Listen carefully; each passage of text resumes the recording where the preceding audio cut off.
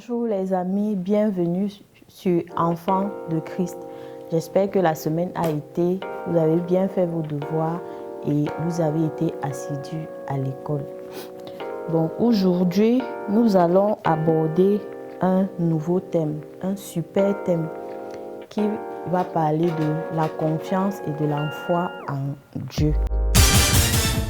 Alors, nous allons commencer avec une petite prière pour débuter notre émission. Mettez-vous en présence du Seigneur là-bas. Positionnez-vous bien parce qu'on va prier. Ok, prions. Éternel Dieu, merci pour ce moment ensemble. Aide-nous à comprendre ton amour et à te faire confiance. Guide-nous et donne-nous des cœurs ouverts pour apprendre. Au nom de Jésus-Christ. Amen. Alors, nous allons parler, comme je disais tantôt, de la confiance et de la foi en Dieu. Alors, qui peut me dire ce que signifie la foi et la confiance en Dieu? Essayez un peu de réfléchir là-bas à la maison. Qu'est-ce que la confiance en Dieu? Qu'est-ce que la foi en Dieu? Qui peut me répondre? Ok, nous allons définir la confiance et la foi en Dieu. Réfléchissez là-bas à la maison. Bon, la confiance en Dieu, c'est quoi? C'est croire que Dieu est là pour nous, qu'il nous aime et qu'il prend soin de nous. Par exemple, comme quand tu fais confiance à tes parents pour te protéger, quand tu fais confiance à tes parents pour te donner ce que tu veux et tout. C'est un peu ça, ce que c'est que la confiance en Dieu.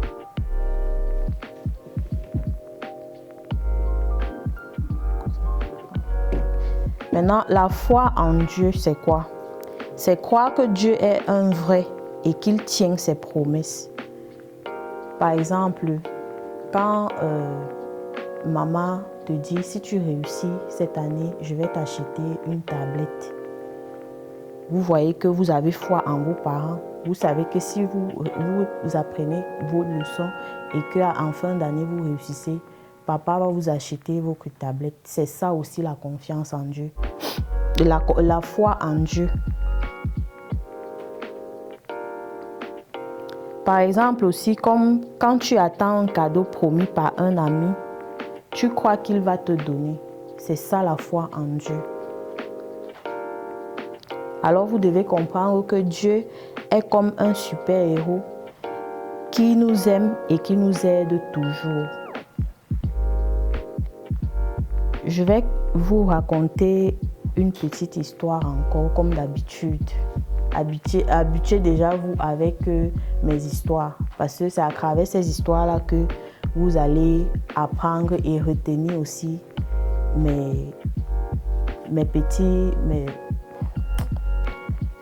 c'est à travers ces histoires-là que vous allez apprendre et à retenir mes petites leçons que je vous donne tous les matins.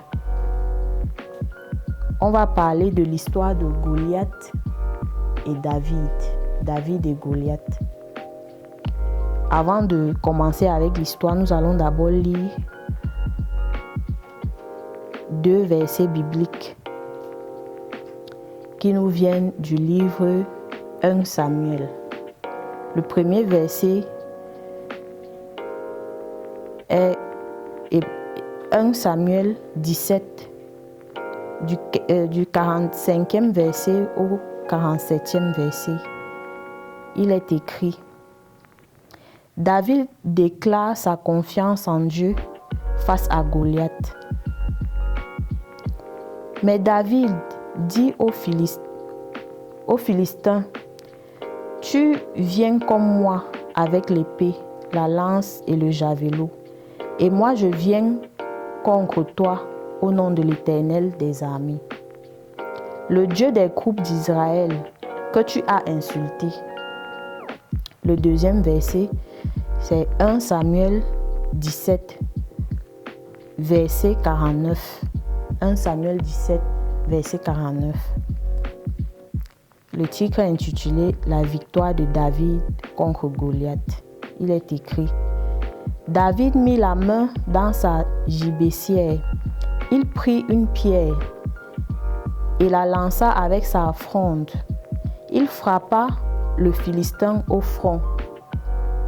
Et la pierre s'enfonça dans le front du Philistin, qu'il tomba la face contre terre. Ces versets montrent la foi et la confiance de David en Dieu. Alors, je vais donc vous conter l'histoire de David pour que vous compreniez mieux ce que je suis en train de dire.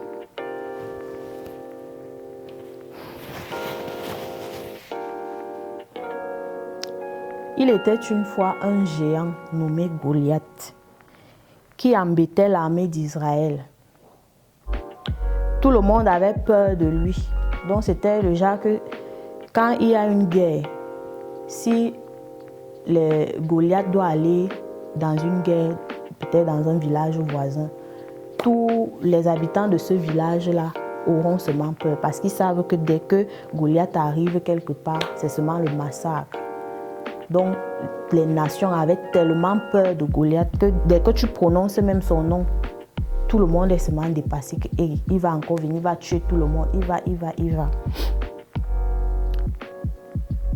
Mais il y avait un jeune berger nommé David qui avait confiance en Dieu. Il avait foi en Dieu. C'était un enfant de Dieu. C'était un tout petit jeune garçon. Lui, il n'avait pas peur de Goliath. Donc, quand on parlait même souvent de Goliath et tout, il n'avait pas peur parce qu'il avait confiance en Dieu et il avait foi en Dieu. C'est comme ça qu'il y a eu une guerre et maintenant Goliath est arrivé dans le village de David. Les guerriers qui étaient là, ils partaient pour combattre Goliath. Goliath les abattait toujours. Donc c'était impossible de le combattre, de le gagner même, parce qu'il gagnait toujours. C'est comme ça que David, il a vu comment son peuple était en train de mourir et tout. Il s'est dit, il n'a pas d'épée, il n'a pas de lance, qu'est-ce qu'il peut faire? C'est comme ça qu'il a pris ses petits cailloux et sa fronde. Je sais que vous connaissez souvent les frondes qu'on attache souvent là. Je vois souvent les enfants jouer. Même quand j'étais petite, j'aimais souvent aussi jouer avec. C'était les frondes, on attache sur des bâtons comme ça. Et puis quand tu as le caillou, tu tires ça comme ça. Et ça passe, ça se propulse très très loin.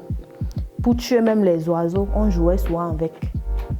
Donc c'est ce que David avait entre ses mains. Il n'avait pas d'épée, pas de couteau, rien du tout. Il a eu confiance en Dieu, il a eu foi en Dieu, comme il part devant Goliath là, avec son caillou et sa fronde, il peut faire tomber Goliath. C'est comme ça qu'il s'est levé, il est parti, c'était une grande cour, les guerriers combattaient et tout. Il a ancré là-bas, il a trouvé Goliath. Goliath demande que, mais donc, dans votre armée, il n'y a plus de guerriers jusqu'à vous m'envoyer les enfants pour venir me combattre. Il a commencé à se moquer de lui. Il commence à se moquer. Donc, c'est l'enfant que vous m'envoyez pour qu'il vienne me combattre. Depuis quand? Un grand comme moi, fort et tout. Et il avait près de, je ne sais pas, 2 mètres ou plus même. Et le petit David était là, en bas comme ça. Il le voyait seulement comme si c'était le ciel qui regardait en haut. Donc, David est arrivé, il a pris son courage. Pourquoi? Parce qu'il avait confiance en Dieu. Il a vu que ici, là, c'est seulement Dieu seul qui va trancher ce problème. Mais je pars quand même, je n'ai pas peur. Il est parti, il s'est placé devant lui. Goliath avait son épée, tous ses armures et tout. Lui, il est seulement parti avec sa fronde et son caillou. Il est arrivé quand on a déclaré que le combat peut commencer. David a pris sa fronde, il a mis ce qu'on dit dans le verset, le deuxième verset qu'on a lu tout à l'heure. Il a tiré, il a mis son caillou, il a tiré, ça a pris le front de Goliath. Bam, une fois. Imaginez la puissance, la force que David a eue à son jeune âge. C'était incroyable.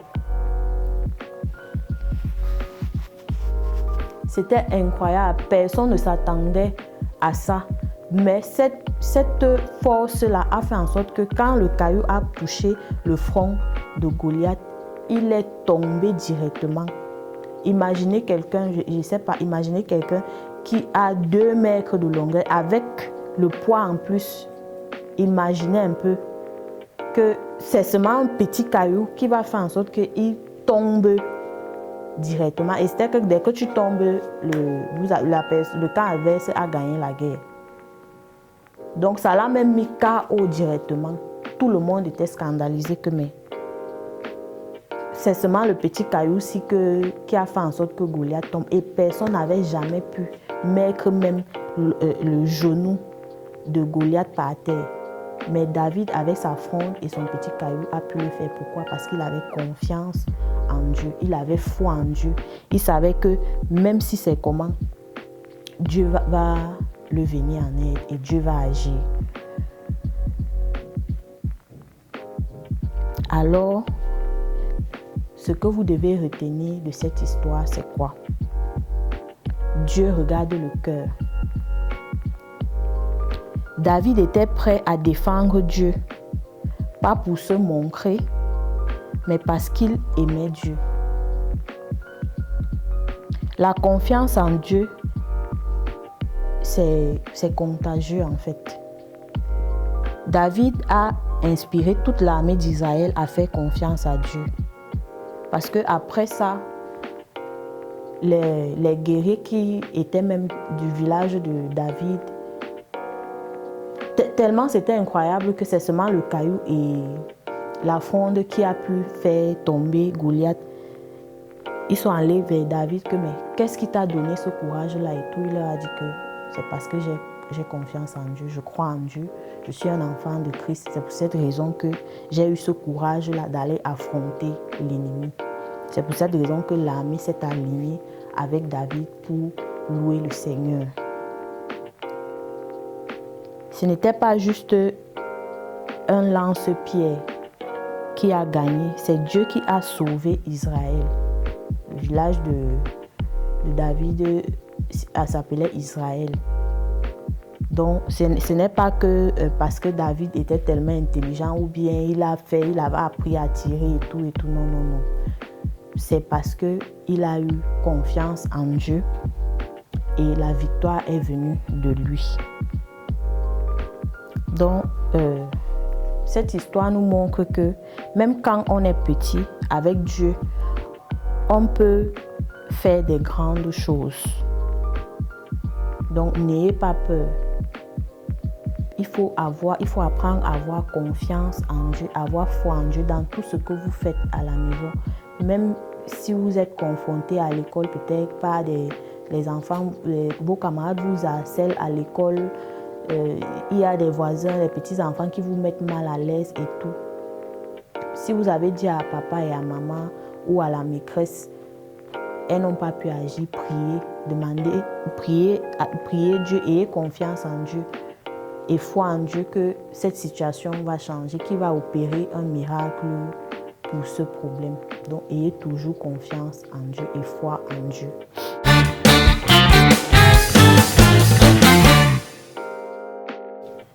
Chaque fois qu'on chante, on doit toujours danser.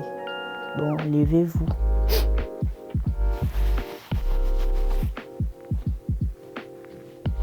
On va chanter. Vous allez aussi apprendre cette chanson-là. Vous allez regarder la vidéo et puis plusieurs fois. Et puis, vous allez apprendre la chanson pour ceux qui ne connaissent pas cette chanson-là. Christ pour les enfants pour Christ. On va chanter. Le Dieu que je loue est un guerrier, mon Dieu est un guerrier. Le Dieu que j'adore est un guerrier, mon Dieu est un guerrier. J'ai confiance en lui, il combattra pour moi, oh, mon Dieu est un guerrier. J'ai confiance en lui, il combattra pour moi. Oh, mon Dieu est un guerrier. On reprend. Le Dieu que j'adore est un guerrier. Mon Dieu est un guerrier. J'espère que vous dansez là-bas. Hein. Le Dieu que je loue est un guerrier.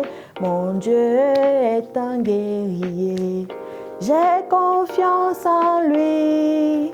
Il combattra pour moi. Oh, mon Dieu est un guerrier.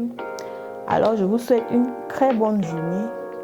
Dimanche, vous partez à l'église, vous écoutez les enseignements de vos monitrices et on se retrouve la semaine prochaine, même heure, même émission pour un nouveau thème. Que Dieu vous garde, qu'il vous bénisse. Bye bye.